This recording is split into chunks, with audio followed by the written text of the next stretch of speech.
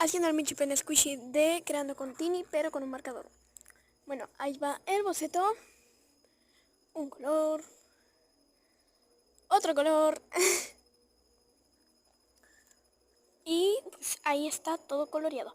Ahora el delineado. Tuki. Perfecto. Borramos el lápiz. Sácatelas. Ahora toda la cinta. Tuki. Cortamos. Listo. Y ya está, me bañé, así que por eso cambié de look. Pero Tuki, miren. Está muy bonito. Le puse una goma porque falló todo. Y pero, ¿qué creen? Hice otro. Falló lo del marcador, fue un fail. Pero le cambié y puse una lapicera con goma que me sirve para el colegio. Y miren, unas tomas muy artísticas de pues, las cosas juntos. Así que